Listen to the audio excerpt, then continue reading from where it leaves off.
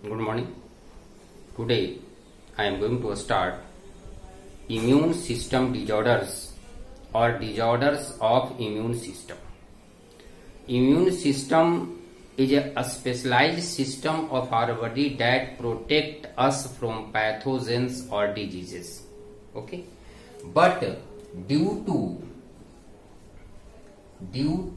abnormal function of immune system,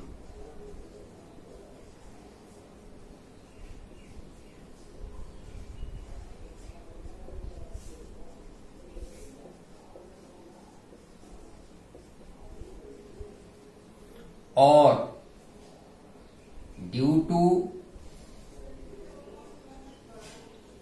decrease in a number of cells of immune system,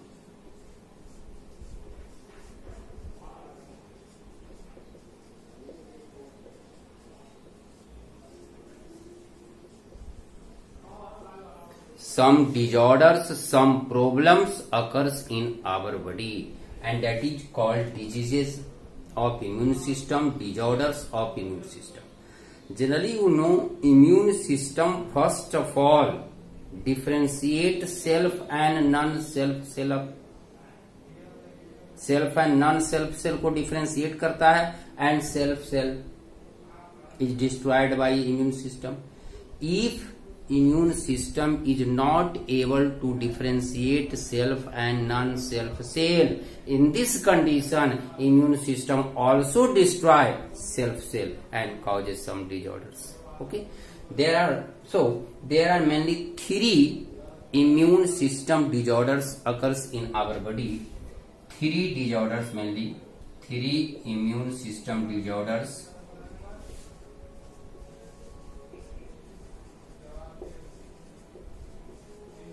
occurs in our body.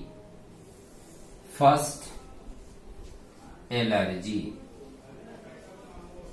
also called hypersensitivity. Second, autoimmune disorders.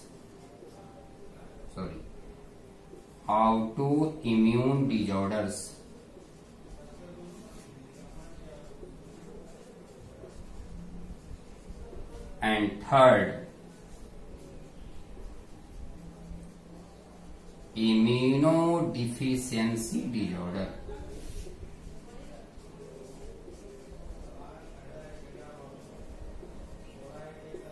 These are the three immune system disorders. First, allergy, also called hypersensitivity. Second, autoimmune disorders. And third, immunodeficiency disorders. Okay, first we know allergy. Allergy means hypersensitiveness of the immune system of our body. अगर बहुत ज्यादा sensitive हो गया तो किसी न किसी foreign particle के अगेंस्ट में, एंटीजेंस के अगेंस्ट में रिएक्शन शो करेगा और वही रिएक्शन एलर्जी कहलाता है. ठीक है ना. डिफिनेशन देंगे. The X-aggregated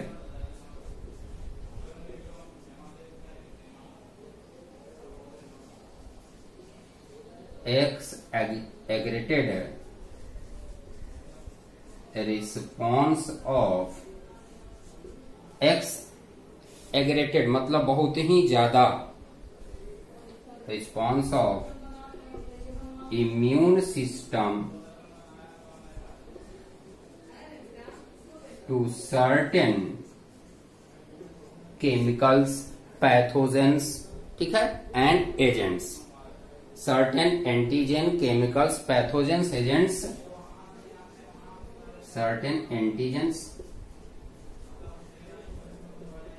is called allergy. In other word, we can say an acquired abnormal hyperimmune response to an agent during second or subsequent exposure.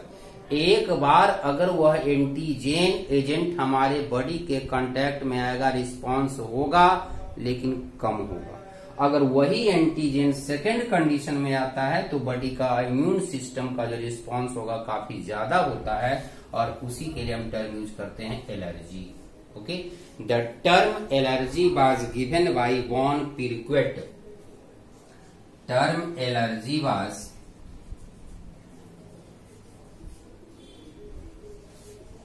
given by von Pirquet. Okay, and the antibodies responsible for allergy is IgE. It is very important for NEET. Antibodies responsible for allergy is IgE and chemical responsible for allergy is histamine. इसको आप रखेंगे, means allergy, antibodies, यहां लिखता हूं मैं, नीचे दिखेगा, दिखेगा। चलिए, antibody responsible for allergy is IgE, immunoglobulin epsilon. This is very important for NEET. Okay. Now, अब देखना है कि इस एलर्जी का प्रोसेस क्या है, कैसे होता है।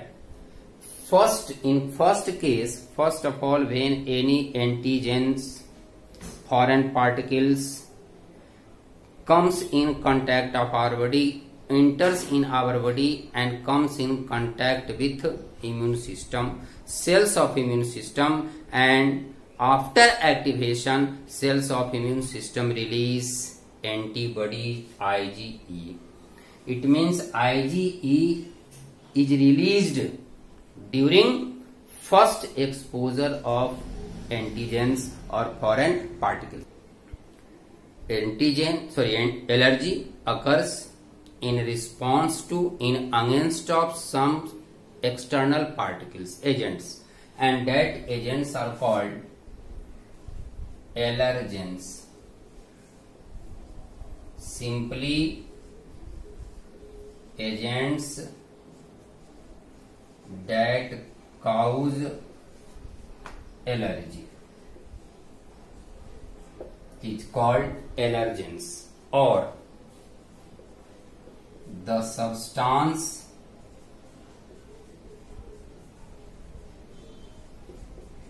that causes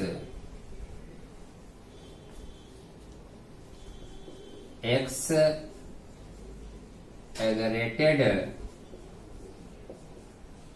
response of immune system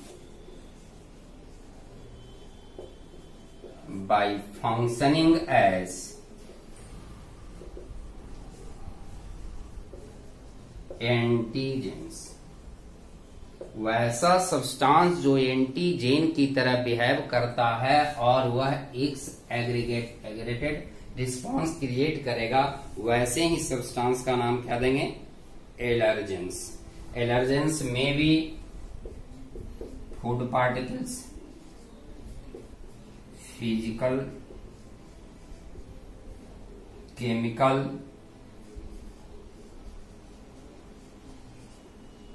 dust particles, pollen grains, etc।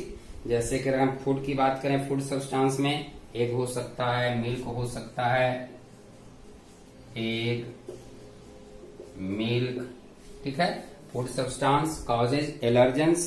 Next, physical में अगर देखें तो heat, temperature, light, radiation. Physical factor में हीट, टेम्परेचर, लाइट, रेडिएशंस। इन chemicals, drugs such as penicillin, aspirin, etc। ठीक है, these are the example of, and some other inhalants that enters in our body through inspiration, inhalants such as dust, pollens या pollen grains, smoke, other pollutants, etc. Generally, you know, Parthenium or Congress grass causes allergy in our body. तो उसका pollen grains ही cause करता है allergy. So these are the example of allergens. ठीक है. Now mechanism of allergy, process of allergy. Process of allergy. First stage is called sensitization. First is called sensitization. Okay. In this stage,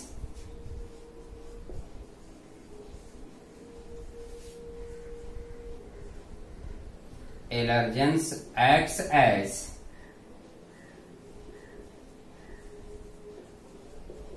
mild antigen and activates the immune system to develop IgE. First exposure जब allergens का होगा तो वह हमारे body के immune system को stimulate करेगा, activate करेगा, और एक्टिवेट करने के बाद क्या प्रोड्यूस होगा? IgE, A type of antibodies by beta lymphocyte cells, and IgE antibodies binds with mast cell. Mast cell is a part of connective tissue. This is the first stage, that is called sensitization. Second is second stimulation. Second stimulation.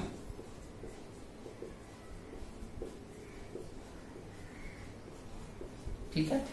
अगर same allergens फिर से हमारे body और immune system के contact में आता है, ए second contact of allergens with our immune system, फिर से अगर वह हमारे इम्यून सिस्टम के कांटेक्ट में आ गया तब क्या होगा? हाई सेंसिटिविटी रिएक्शंस, रिस्पॉन्स और एलर्जी अकर्स. क्या होगा? हाइपर सेंसिटिविटी रिस्पॉन्स और एलर्जी अकर्स. होता क्या है कि in second exposure mast cell release histamine in large amount. During second exposure mast cell releases histamine in large amount. ठीक है. प्रोसेस की बात करें, जब फर्स्ट बात आई तो यहां बन गया एंटीबॉडीज, बहुत सारा एंटीबॉडीज बना. दिस लाइक कौन सा antibodies? IgE. It combines with mast cell. Suppose that these are mast cell. ठीक है. और इस मास्ट सेल से अटैच है एंटीबॉडीज.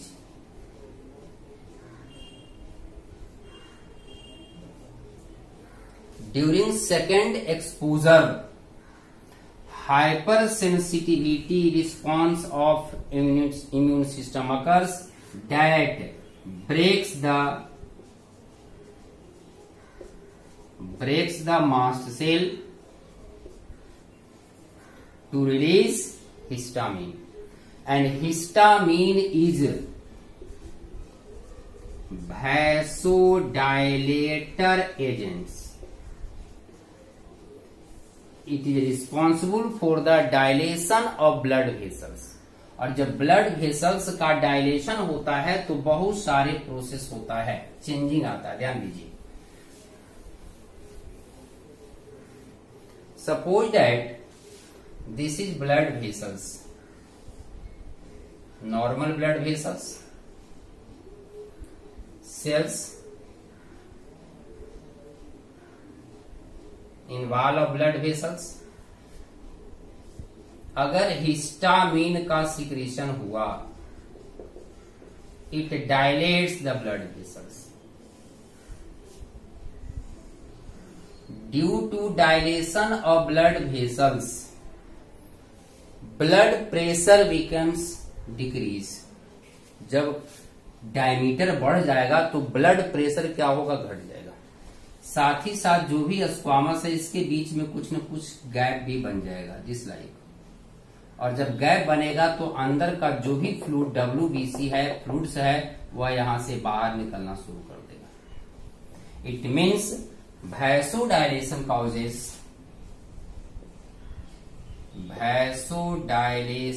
कॉजेस क्या क्या क्रिएट करेगा, डिक्रीज ब्लड प्रेशर, लो BP, ठीक है. Permeability of materials, increases permeability,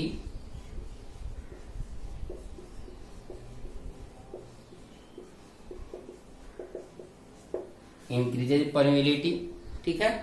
और जब यहाँ आएगा तो यहाँ कुछ न कुछ पहले ब्लड फ्लो कम गया है, ब्लड प्रेशर घट गया है, तो पहले तो आकर के यहाँ WBC जो भी है जमा होगा और धीरे धीरे अमीबॉइड मूवमेंट के द्वारा बाहर निकल जाएगा. So outside movement of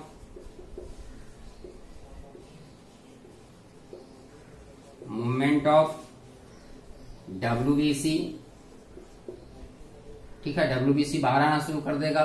process का नाम देते हैं डाइपेडेसिस. क्लियर.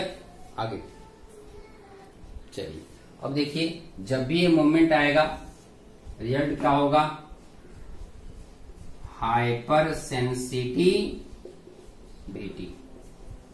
इसका मतलब है कि हमारे बॉडी का इम्यून सिस्टम बहुत ही ज्यादा एक्टिव हो गया और उसी कंडीशन का नाम देते हैं allergy. Allergy is characterized by different types of symptoms such as sneezing, coughing, running nose etc. ठीक है ना. तो अगर हम इसकी सिम्टम्स की बात करें, symptom of allergy,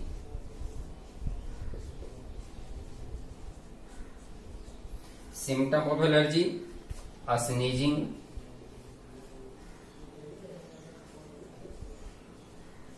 coughing, watery eyes, breathing problems, running nose,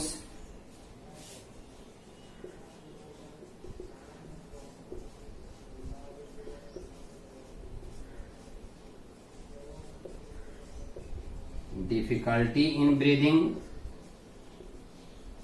etc. ठीक है. Now see allergic reactions. There are 4 allergic reactions or 5 allergic reactions in our body. Allergic reactions कौन कौन है, तो 5 allergic reactions है our body में. 5 allergic reactions.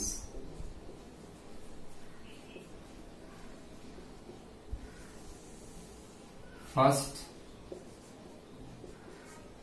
allergic rhinitis, also called hay fever. Second, asthma, most common allergic response or reaction. Asthma, allergic rhinitis, asthma, eczema, urticaria,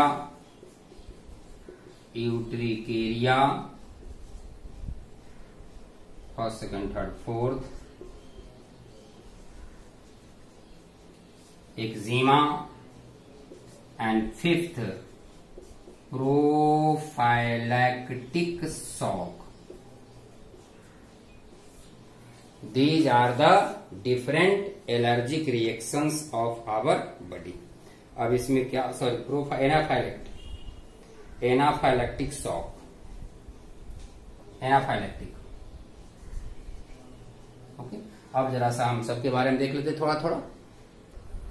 These are the different examples of allergic reactions. First, hay fever or allergic rhinitis, characterized by excessive nasal secretion, throat irritation, and conjunctivitis. Conjunctivitis means inflammation in conjunctiva.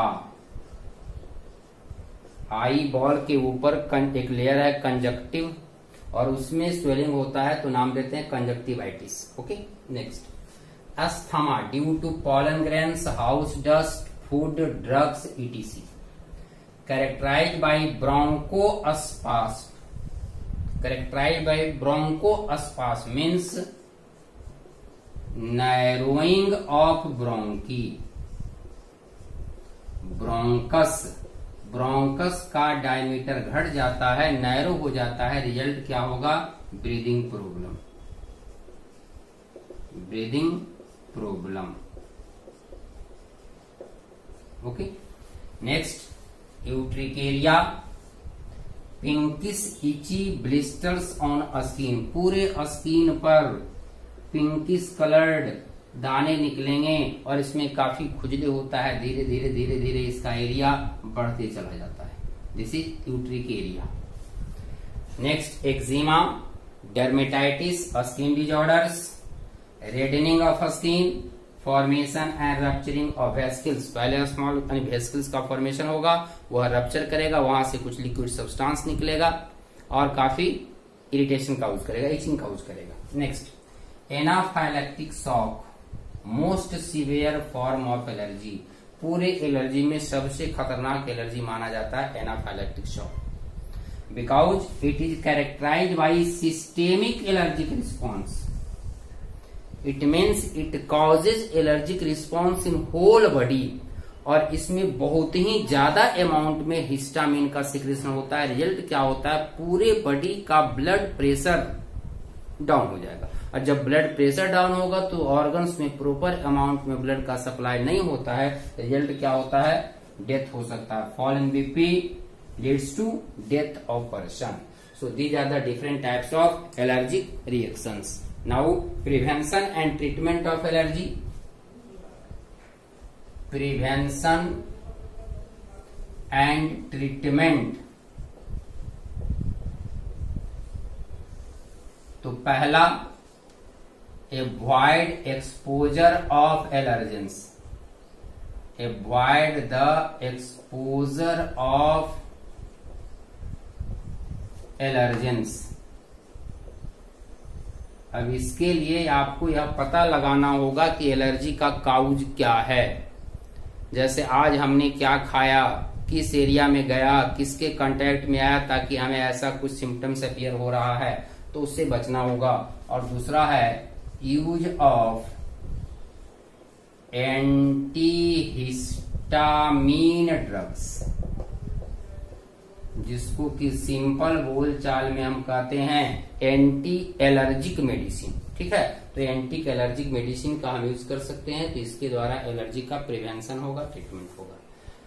ये हुआ आपका immune disorders का पहला allergy. Second is auto immunity. Second type is auto immunity. Second types of immune disorder is autoimmunity. It means our immune system is not able to detect, discriminate self and non-self cell. अगर हमारा immune system self और non self cell में differentiation नहीं कर पाता है, result क्या होता है, सेल्फ सेल को भी वह एंटीजेन की तरह मारना शुरू कर देता है, और वैसे डिजीज का नाम हम देते हैं autoimmunity. Abnormal immune response in which the immune system starts to destroy self और ओन सेल, यह अपने सेल्फ को ही मारना शुरू कर देता है। And the cells of our body,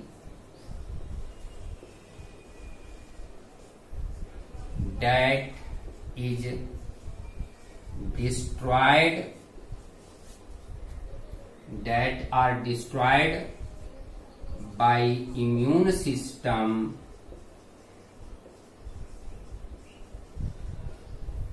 is called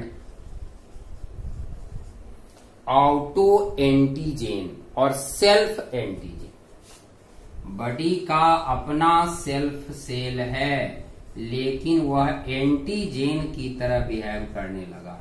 वह उसके अगेंस्ट में इम्यून सिस्टम एंटीबॉडीज का फॉर्मेशन करके उसे समाप्त करने लगा, तब उसका नाम देंगे ऑटो एंटीजेन और self antigen. On the basis of cells और on the basis of self antigen auto immunity is of different types. किस सेल को डैमेज कर रहा है उसके आधार पर बहुत सारे डिजीज का नाम आता है। जैसे अगर हम बात करें myasthenia gravis, myasthenia gravis, in this disease the self antigen और auto antigens are skeletal muscles, means striated muscles. अगर हमारे बॉडी का इम्यून सिस्टम अस्टेटेड मसल्स को डैमेज करना शुरू करता है, रिजल्ट क्या होता है? मिस्थेनिया ग्रेविस डिजीज हो जाएगा। Next, multiple sclerosis.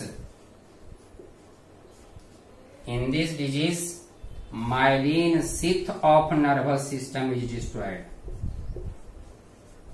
Myelin sheath of nervous system, nervous system का माइलिन शीथ को इम्यून सिस्टम समाप्त करना शुरू कर देता है। नेक्स्ट, क्रोनिक हेपेटाइटिस, हेपेटोसाइट और लीवर सेल। ठीक है, बॉडी के लीवर सेल को ही डैमेज करना शुरू कर दिया। और अगर एग्जाम्पल बात करें हम Hashimoto disease, next example is Hashimoto disease.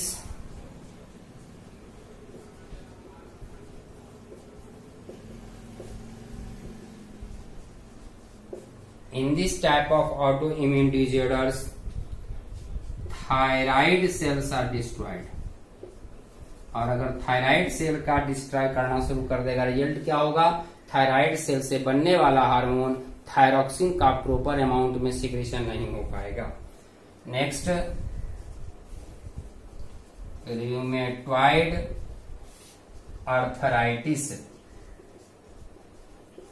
Damage of synovial membrane present at joint, synovial membrane at joints. Okay, these are the different examples of autoimmunity. And third types of immune disorders are immunodeficiency disorders, जिसको कि हम लोग next video में देखेंगे। तो एक question आज हमने देखा, एलर्जी रिस्पॉन्स बोर्ड के लिए भी इंपॉर्टेंट है, और इसमें बोर्ड के लिए नाम सिर्फ याद रखें और किस टिश्यू को वह डैमेज कर रहा है। खास करके बोर्ड के लिए दो ही याद रखेंगे आप, मिस्थेनिया ग्रेविस और मल्टीपल स्क्लेरोसिस। कंपटीशन लेवल से आप सभी को याद रखेंगे। ठीक है, चलिए ओके।